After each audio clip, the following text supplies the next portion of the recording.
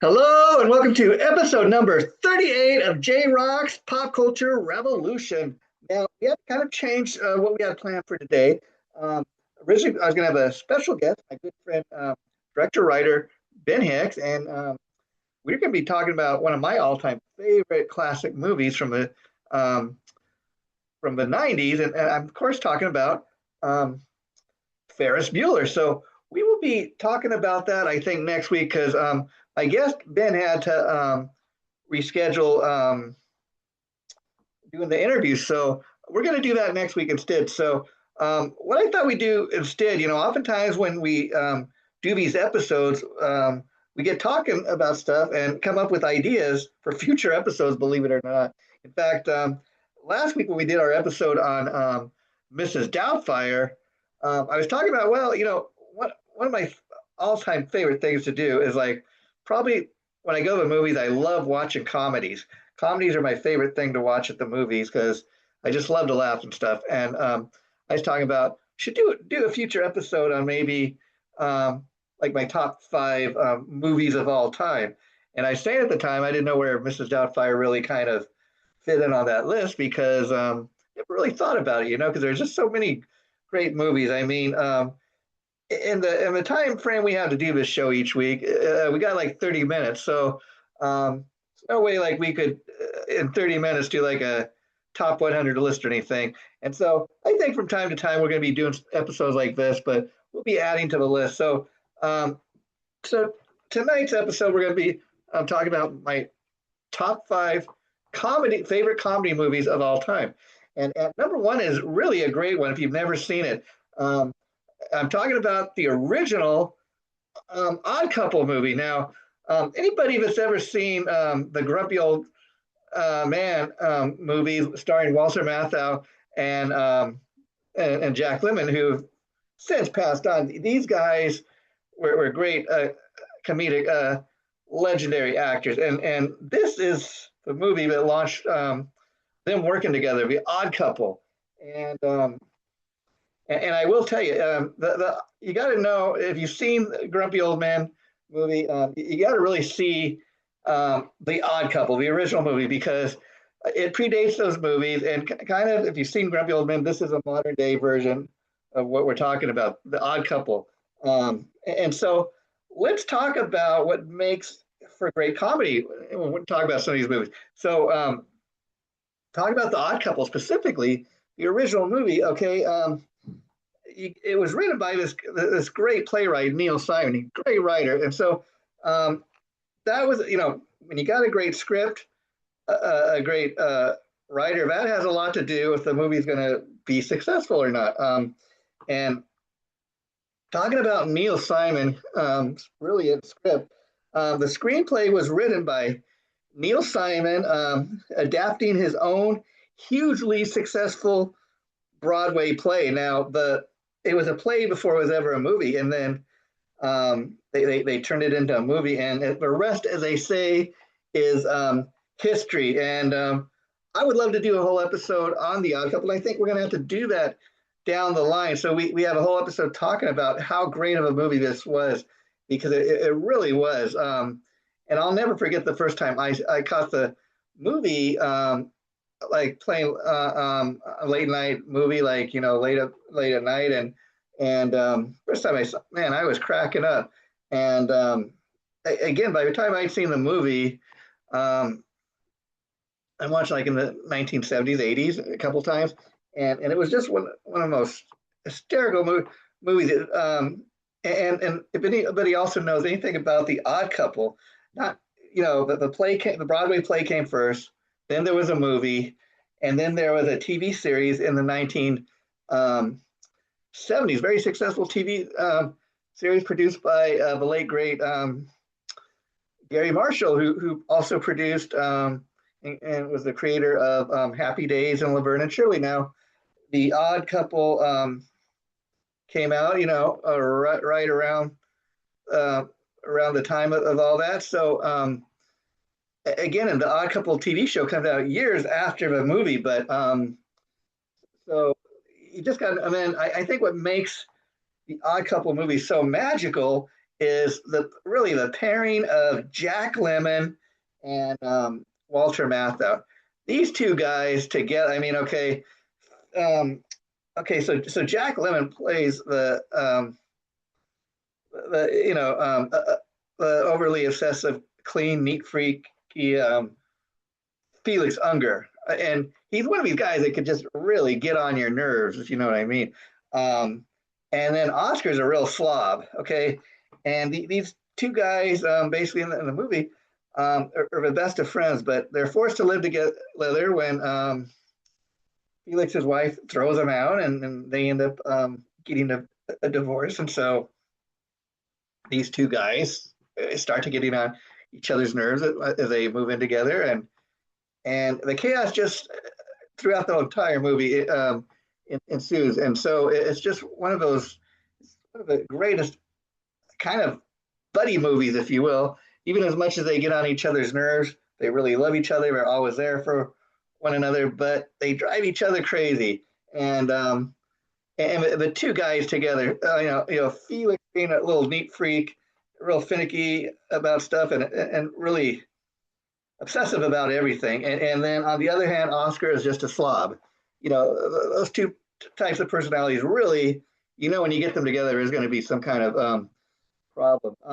And as far as the writing, this is one of those movies too that the comedy comes from the characters, the different personality types, and how they interact with one each other. And both Walter Matthau and Jack Lemmon together, it's just dynamite, if you know what I mean. They had this magical chemistry, and each one of them, they played their roles so good. And so that's some of what we have to say about the original Odd Couple movie. Now, um, we need to also talk about the fact that Oscar leaves dirty dishes everywhere. Like I said, a real slob.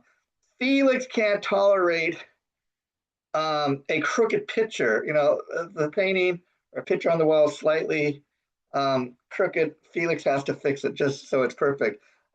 Those small differences escalate into hilarious battles throughout the entire movie. That anyone has lived with another person can really recognize the humor that comes from such behavior and such experiences. It often leads to slapstick comedy that takes place and erupts throughout the entire movie. Many scenes were filmed within relatively long takes, allowing the dialogue to build naturally. Many scenes are filmed, um, and many of the scenes, took a while to film, and that's how they allowed the actors to ad lib, and the chaos would kind of erupt as they were filming. Okay, now it balances comedy with the genuine emotion. I mean, again, these two guys together, such polar opposites, personalities, yet they something they like about each other, but they just can't stand each other at the same time, and just it makes for great comedy. Quotable dialogue throughout the movie. The movie is packed with classic lines that have entered popular culture. Among the most famous, "I can't stand little notes on my pillow. We're all out of cornflakes. F you." Um, Another unforgettable exchange comes during the climax argument when years of irritation finally explode into one of cinema's funniest roommate fights.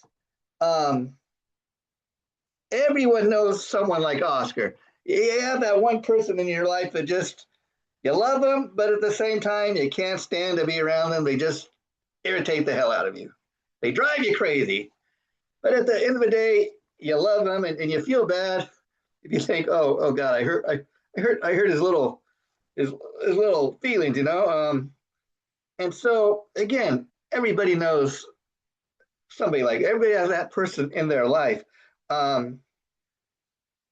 The Odd Couple it created endless stories. I mean, just to give you an idea what I'm talking about, opposite personalities forced together, constant conflict that creates, mutual dependence on one another, you know, eventual friendship at the end of the day. So there's that. Um, and despite how old the film is, it held up remarkably well. And here's why the critics rank it so highly.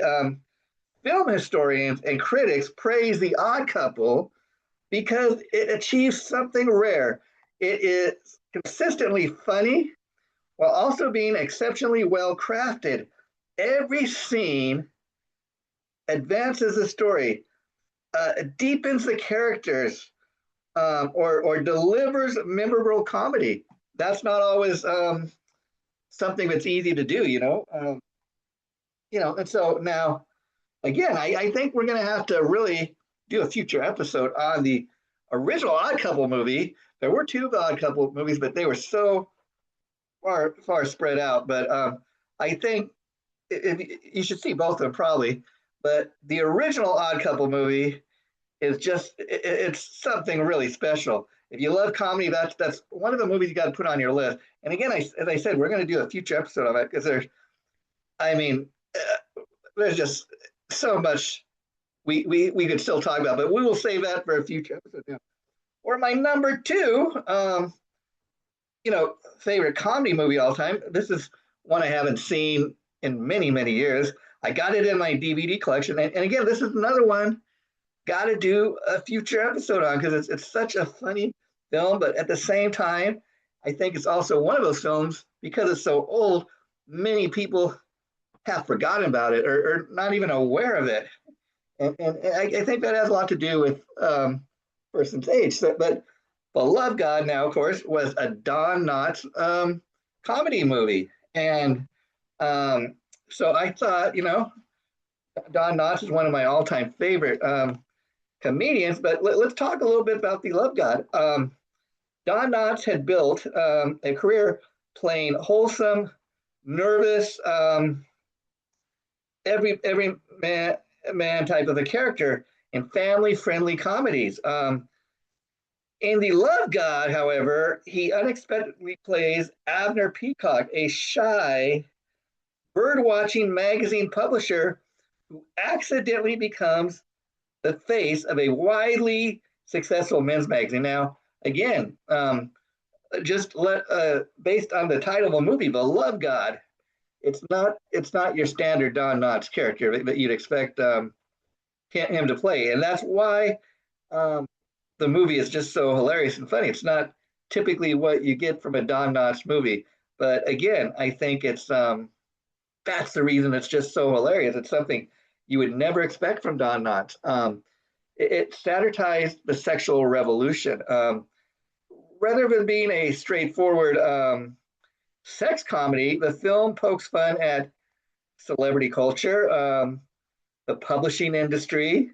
And let's talk about that because the publishing industry isn't what it once was. I mean, there are certain magazines you can still buy, but even newspapers are, there used to be when I was growing up, a newspaper stand on every corner. If you want to go, walk across the store to get the morning paper, you can do that. You can't really do that anymore.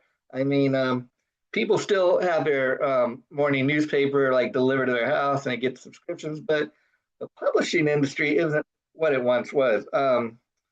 It talked a little bit about it deals with obscenity trials, the changing social values of the late 1960s, America's fascination with Playboy lifestyles. Again, Playboy was one of those things in the publishing industry, even back when I was growing up in the 1970s, 1980s.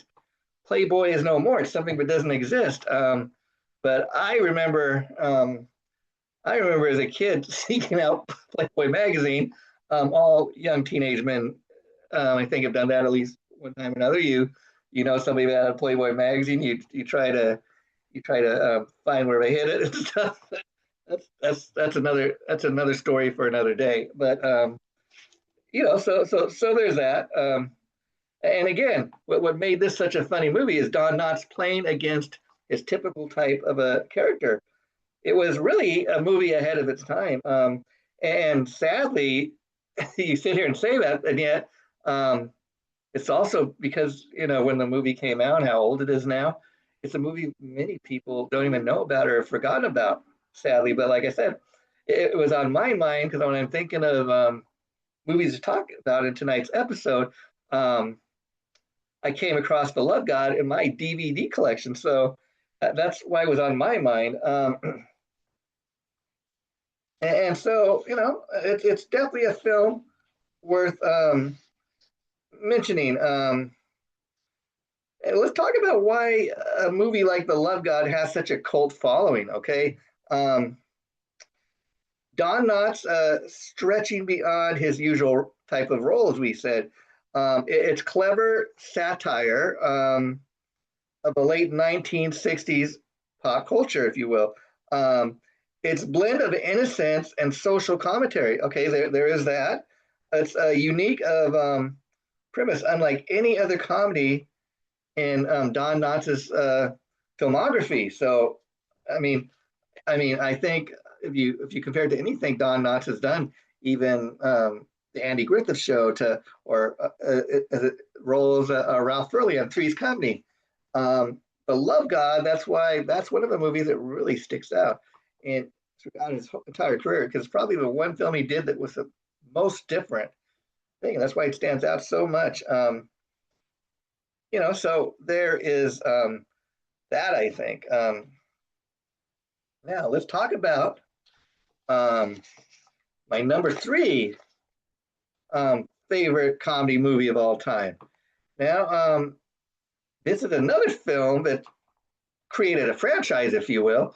Um, I've lost track of how many Meet the Parents and Meet the Focker movies there is. In fact, there's a new one coming out late this year, I think, right in time for the holidays, and I will go see it because I love this movie franchise.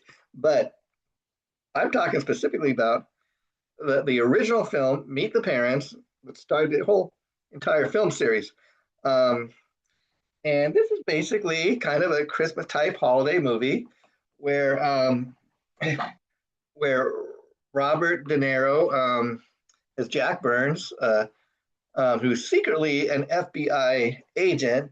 His daughter takes her new boyfriend, played by Ben Stiller, as Greg Focker. And yes, there's a play along the name.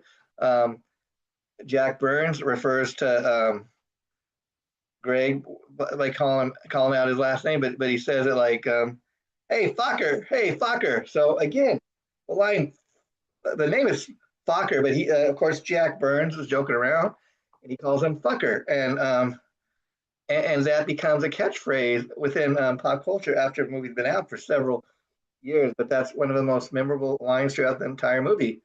Ah, fucker, and people have fun saying stuff like that, and it became a catchphrase, believe it or not. And so basically, um, the daughter brings her new boyfriend, Greg Focker, to meet her parents for the first time.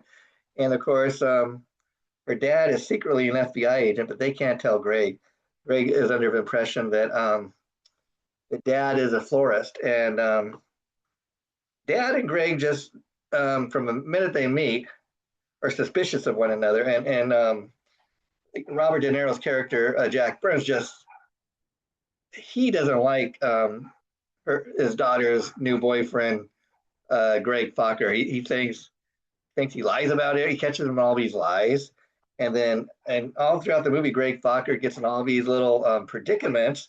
Everything from getting stressed out and going to have a cigarette on the top of the roof of the parents he's just meeting for the first time, and his maybe future father-in-law Jack Burns already doesn't like him, and then the house almost burns down because Greg is up there on the roof of the house lighting up a cigarette, and then he gets nervous that they're going to catch him, and he thinks he puts out the cigarette, but it's not quite put out, and so the fire department gets called because the house almost burns down. Because and Greg is always trying to get Jack, impress Jack, and getting caught in lies, like I said. And so the comedy just erupts throughout the entire um, movie. Okay, now Jinx the cat um, became a scene stealer. Jack's beloved cat, Mr. Jinx, is one of the most memorable supporting characters in the movie. Um, Trained to perform impressive tricks, including using a toilet, Jinx becomes central to several of the film's funniest misunderstandings. The cat's calm demeanor contrasts perfectly with Greg's growing panic. Panic is the word because again, this guy Greg Fokker, he just constantly getting caught, telling lies, and gets in trouble. The more he lies, the more trouble he gets in. More, the more he panics, the worse things happen. That's all I can say.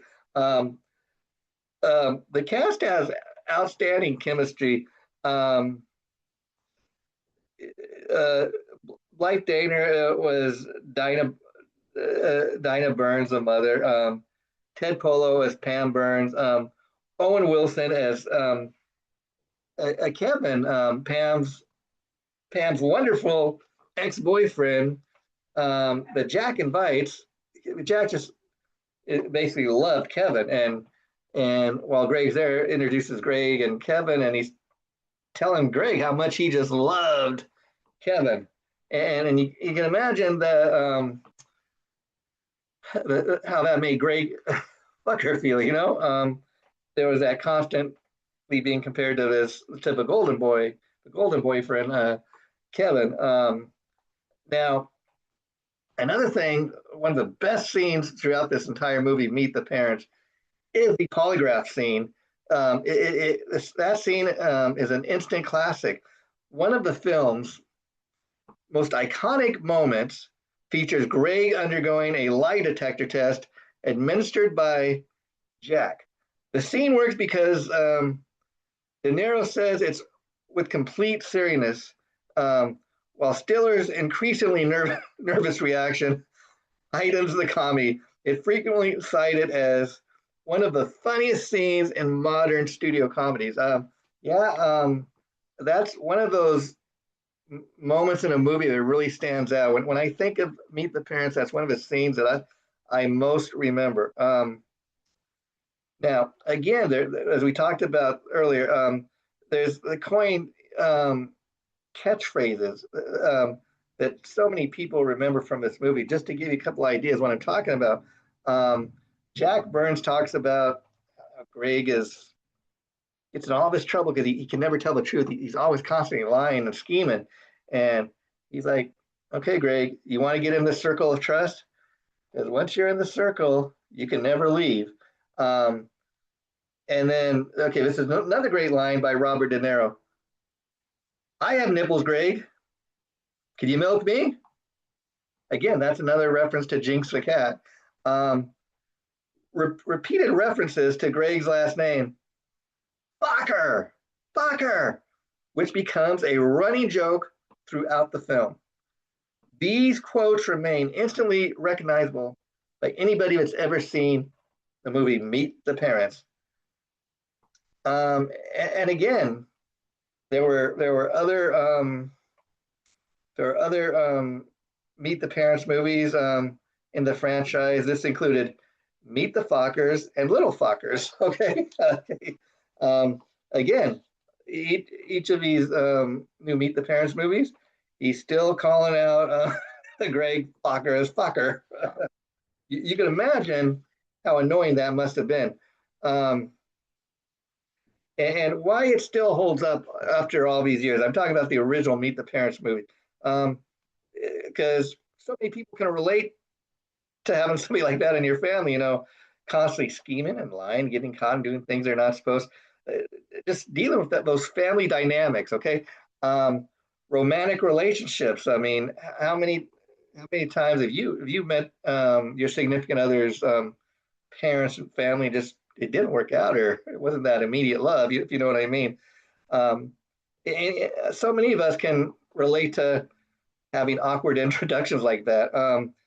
The miscommunication and trouble that people get in just from lying and scheming and being nervous instead of just being yourself and tell the truth, because I've often said, throughout my life that people get in trouble just for simply lying and not telling the truth. If you tell the truth, you don't really have to remember what the truth is. If you speak the truth, you don't have to remember the truth because you're speaking it.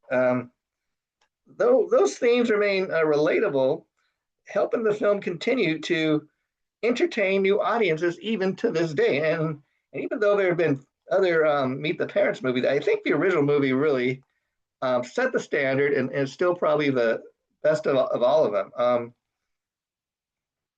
Now, let's talk about my number four favorite movie. Now, again, this is another great um, comedy pairing. I'm talking about the original Rush Hour movie. And of course, I'm talking about the pairing of Jackie Chan, who is a martial arts expert. He made many of these, movies throughout his career, but Rush Hour is really probably one of the films where Jackie Chan really became a major star in the United States. He'd already been by the time Rush Hour, he'd already been a major star, but I would say the Rush Hour franchise put Jackie Chan on the map.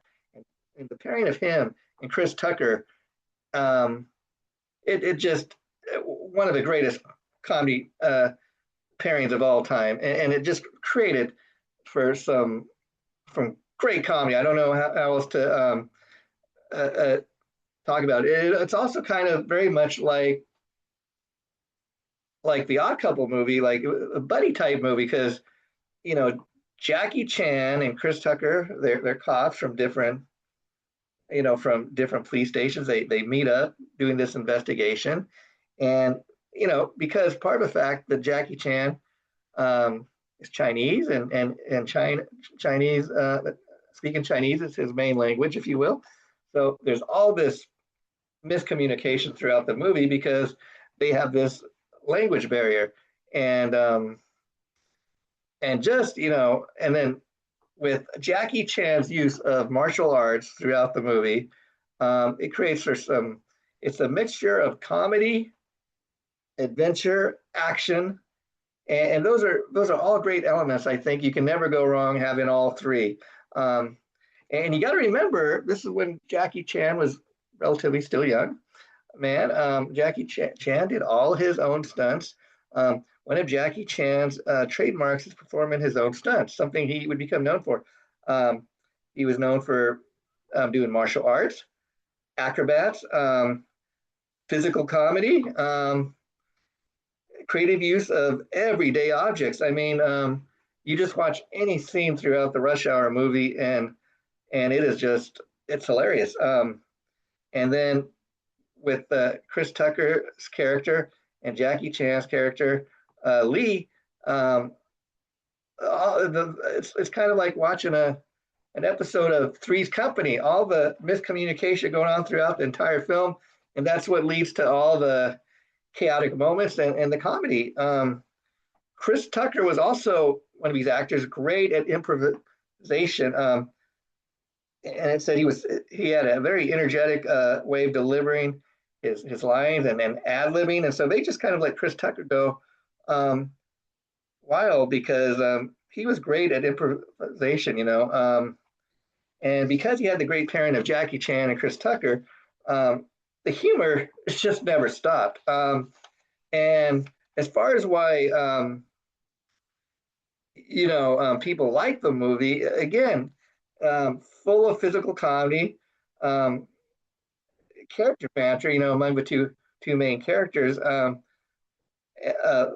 Great verbal comedy, among the two, and also it included a mixture of comedy and action. That's another thing people loved about it. The action throughout the movie was very punchy, um, featured a lot of martial arts and kicks and stuff like that, full of stunts. falling all around and tripping and getting in trouble. Um, it appeals. It's a movie that really appeals to multiple generations. So, for example, if you're a fan of martial arts, if you're into just loving great comedy movies like me, you're gonna love this. If you're into action films, families with older children are gonna love this. Viewers from different cultural backgrounds. So, again, I think that all plays a role in why Rush Hour is such a memorable movie. When talking about some of the greatest comedy movies of all time. Um, and again, this is another film, very much like some of the films we've been talking about tonight, that it has got some great quotable dialogue. What am I talking about? Do you understand the words coming out of my mouth? That's one of the most famous lines, um, said throughout the movie. I'm Michael Jackson, you Tito. Okay, that's another famous line. Um, Whoa, what is it good for? Again, another great Chris Tucker line. Many jokes have become part of pop culture, and that's what we're talking about here. And remember, each week when you tune into a brand spanking new episode of JRocks Pop Culture Revolution, I want you to remember that our show is the loudest voice on the internet talking about pop culture of all things, folks. And so that's what we try to do here each and every week for you. And like I said, it launched a hit franchise. I've lost track. I think there's been three Rush Hour movies, and I remember as Rush Hour 2 is ending, there's a little scene at the end of the movie where Chris Tucker's like, because one of the characters got killed, and he's like, he ain't gonna be in Rush Hour 3. Okay, so I got excited, and very much indeed there was a Rush Hour 3. There's been talk for years about Rush Hour 4. I don't know if they're ever going to do it, but I sure hope so. It's been a good number of years since the last Rush Hour movie, and I think they're really overdue for one. That's just me. Now you might be asking yourself, why does a movie like Rush Hour still hold up all these years later? Well, again, it's got that strong character chemistry between Jackie Chan and Chris Tucker. Um, the physical comedy that both these guys performed throughout the entire movie. But I gotta give to Jackie Chan because he did a lot. He did all his own stunts, and when you realize that, and what a big part of his performance had to do with the physical comedy throughout the entire movie, you got to give it to Jackie Chan. There's just no denying that. The dialogue between the two main characters—that's a big part of it.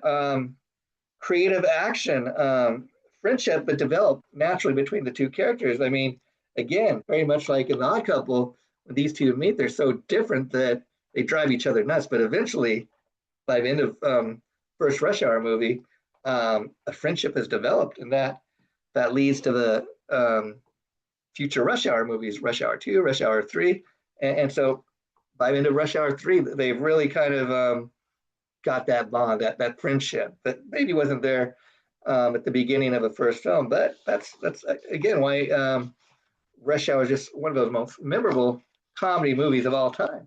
And then I thought, how could we not, for my number five, top five comedy movies of all time, how could we not include Mrs. Doubtfire? But we just did an episode on last week. I mean, it remained, when you think back on the career of Robin Williams, one of his most unforgettable roles to this day. When you think of Robin Williams, Mrs. Doubtfire has become such an iconic character. The voice, those glasses, the way he moved. Again, the voice. I mean, he just studied. He created the character. He had a lot to do with the success of that character becoming so iconic. So Mrs. Doubtfire really has to be included here. The reason it holds up so well, again, the comedy that erupts throughout the entire movie, the chaos, the emotions, and then it's also a film that many people were able to relate to because the film explores divorce from both the parents and the children's perspective. A father's determination to stay involved in his children's lives. The character talks about the challenges of co-parenting, learning responsibility after personal failure. There's that. Um, it really is a surprisingly balanced portrayal of divorce, and that's another reason the film really stands out. Let's talk about the fact um, it had a strong supporting cast. Exceptional makeup transformation. Now, we talked about in last week's episode, so we don't really get too much into it here, but uh, the movie won for a Golden Globe for best makeup, and you can see why the makeup, the transformation of Robin Williams, Daniel Hillard, aka into Mrs. Doubtfire, um, that was a big part of the movie, and that's had a lot to do with the character becoming just so iconic, if you know what I mean. And the humor that appeals to multiple generations throughout the film. Again, this is a film that deals with physical comedy, silly voices, costume gags, food fights, and slapstick. Who doesn't love that, right? That's one of the things that makes for great comedy. Adults appreciate relationship humor, workplace satire, so there's a lot of that. Now, again, another thing that we mentioned throughout tonight's episode is one thing that really is important in any great comedy is quotable dialogue. And again, in reference to Mrs. Doubtfire, this is just a couple of these quotable examples. Hello, help is on the way, dear. Puppy to it. Seize the teeth. And again, at its heart, Mrs. Doubtfire is just a good-hearted, good-natured film. Mrs. Doubtfire is a film about growth. Daniel begins as irresponsible, impulsive, self-centered. By the end of the movie, he learns accountability. He learns patience. He learns respect for boundaries. What it truly means to be a devoted parent. That emotional journey gives the comedy lasting substance, if you know what I mean. And let's talk finally about the lasting cultural impact of Mrs. Doubtfire. Since its release in 1993, Mrs. Doubtfire has remained a staple of family movie nights, and it is frequently referenced in television, film, and popular culture. It has inspired stage adaptations, parodies, and enduring fan affection, introducing Robin Williams' performance to new generations of movie lovers and fans everywhere. And again, I think when you sit and you look back on the life and career of Robin Williams, Mrs. Doubtfire remains one of his most iconic characters ever. And I hope you guys have all enjoyed this. We'll have to do this again because, again, we just got 30 minutes. We did our top 5 tonight. There's so many great movies that could have been on this list and that deserve to be talked about. And so some of the movies I think that we talked about tonight definitely deserve a future episode of our show. So be on the lookout for that. And like I said, next week when we do this, it's going to be episode number 39, if you can believe it. And we'll be talking with my good friend, writer, director, Ben Hicks. And we're going to be talking about one of his all-time favorites of mine, favorite movies of all time, Ferris Bueller, Day Off. Now, that could have been on the list.